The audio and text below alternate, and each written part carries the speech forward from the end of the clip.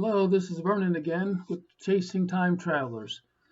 This photograph is probably 3 years old, I think. And as you can see, that was taken in Tikal in Guatemala. Since I'll forget to say this later, I'll say it now. Linda Sheely and I think some other archaeologists found found some glyphs in the Yucatan, I think in Mexico, and they made reference to, in quote, Star Wars. And they seem to be saying that there were Star Wars, right? Like battles between planets. And I'm pretty sure the Mayas did not get theirs from the film guy. I'm sorry, the archaeologists did not get theirs from the film guy. And so that's one of the interesting things about all this is that the Mayas seem to be talking about interplanetary conflict. And so anyway, let's continue. Well, what I'm basically doing in this particular video is tying up some loose ends, things I didn't explain clearly in some other video, and introduce a couple of new things.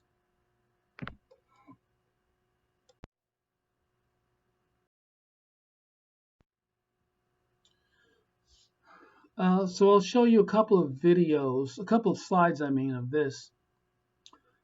I mentioned that there's a wall at Chichen Itza that represents the Nile River.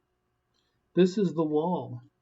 That wall represents the West Nile, and it runs south of Forzaga Arch.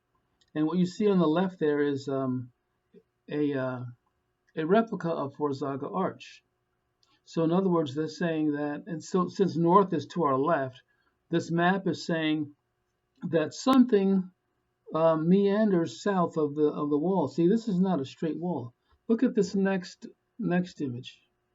Wait, hang on. You see at the bottom right corner, there's like a little gate. Well, that's where the archaeologists apparently knocked out some stones to make that like a little entryway, to make it all look like you're on your way into Paris, into downtown Paris on the Champs-Élysées. But that's not what they're showing you at all, because I'm the only one with this map theory. And so let's look at the next image. So here's that same wall. We're heading west now. If you look at that part if you follow the wall, you see the part that sticks out to the right, and just above that, you'll see the arch again, a little piece of the arch. So right now we'd be heading, on the map, we'd be heading west toward Uwara, Lake Chad, in the Uwara region of Chad. So here's the arch, and it is not a welcoming arch. It is letting you know where a certain landmark is, and the wall is to your right. It's kind of hard to see, but it's to your right.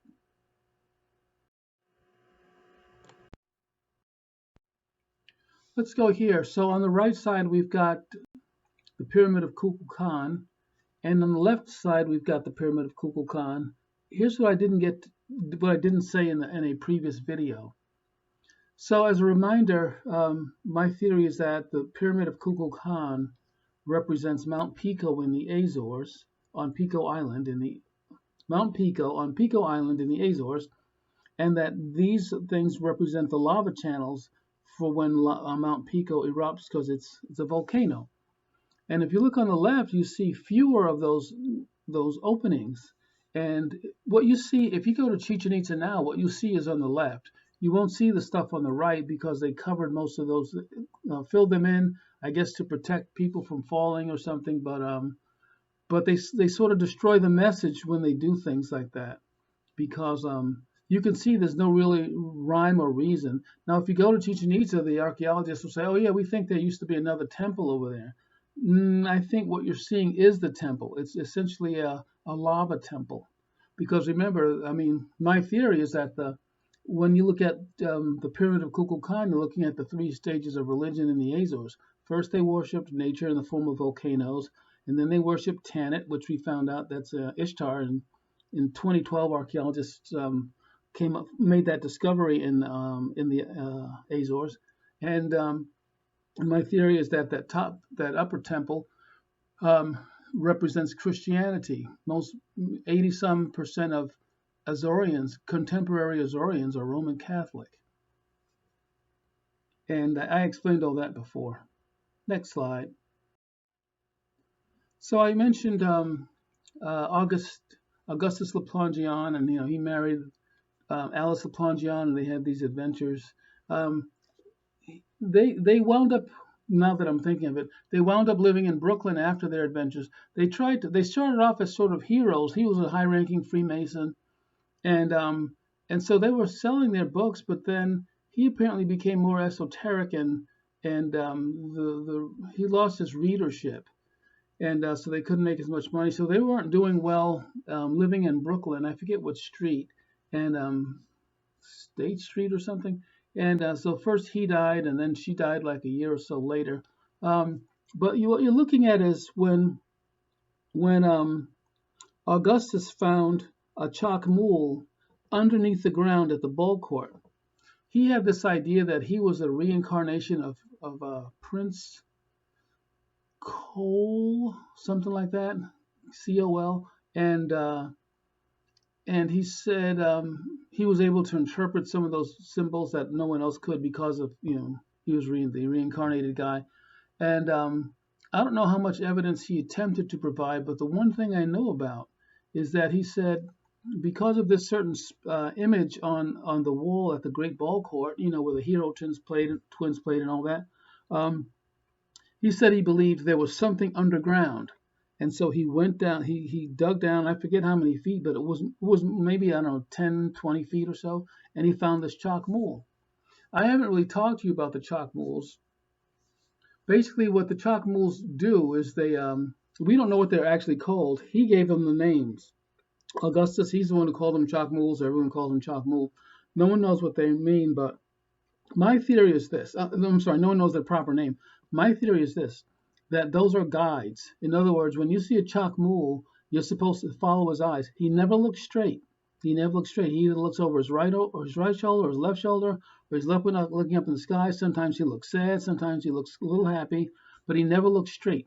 And my theory is that when you see him, you're supposed to follow his eyes across the map to see what he's looking at because there's something important there. So, for instance, if you're at the pyramid of the Temple of the Warriors, which in my theory is France, at the very top in the middle, you'll see a chalk mule, much like this guy, and he's staring essentially across the Atlantic Ocean at the United States, at Washington actually.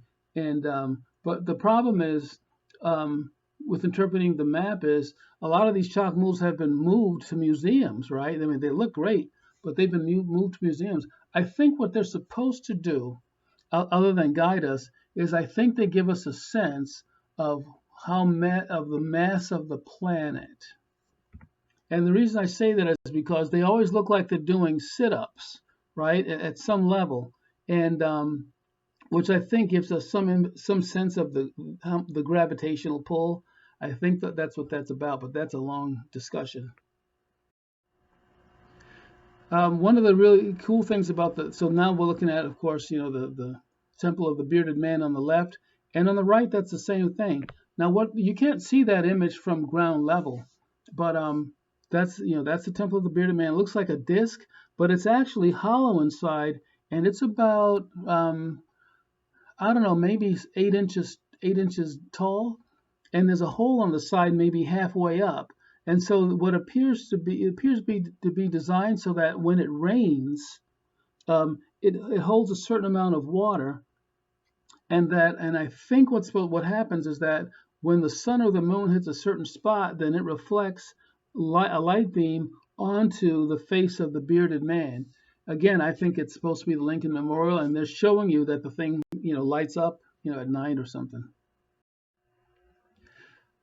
This would take a long time to explain, but I'll take a short time to do it. I think that's the Jaguar Temple or something. But my point is, so this is Tikal, Guatemala. I think what they're showing us is a hand, specifically the hand of Miriam, and which you've seen in other images, I'm sure. And so when you go to the top, you see the stairs. They have these two, a left and a right, thing. I think those are veins in the wrist. And if you look at the image on the right, I'm the one who took these images. Look at the image on the right. You'll see it sort of has a little, parts protruding toward the outside, like it's the muscle of the palm. And this, of course, look at your own hand from the side and look at this. I think they're showing you these hands reaching into the sky. This is taken from, I think it's a close-up from structure 4. I forget. This thing, remember I told you about there was this ongoing conflict between a jaguar, an eagle, and a squirrel. That's what this is. And this is some more of it. My theory is that it's showing you ongoing conflict between the priests, the politicians, and the people in Italy. Thank you for watching. That's part 27 of Chasing Time Travelers.